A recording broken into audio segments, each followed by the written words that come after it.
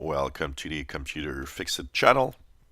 And well, Windows 10 October 2018 update has erased some files for some users.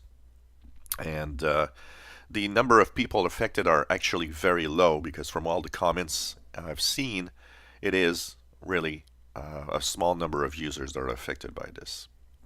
If you're one of those, now going back in time to the April 2018 update won't get your files back. Actually, you are risking to lose them forever if you do that. So do not go back in time. What can you do if you've lost your files? So these are only the files in the Windows folders: documents, image, video, downloads, and so on.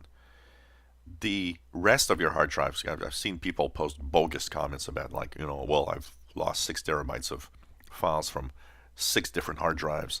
No, that is impossible. That's not the way it works.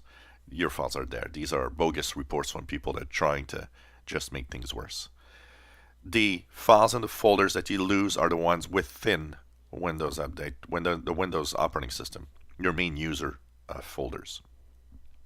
If you've lost your files, here's what you can try out, because they have not been overwritten. They're still on a hard drive, but they're in a deleted state.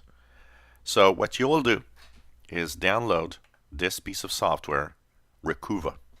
I'll post a link to this software in the description below the video. Here, you click the download. There's a free version, free download, advanced file recovery. You will have your hard drive scanned by this software. And once it scans, it will actually give you the all the files. It will show you the files that are actually removed from your hard drive. So once you do this, you run the file wizard. You say, hey, all files, I'm not sure, and just click start. You can enable the deep scan if you want. Once it's actually scanned through, you will see a list of all deleted files. You can put check marks in front of everything you want back and click recover. That means you should technically recover these files. Hopefully, what you see here, you should recover the majority of your files.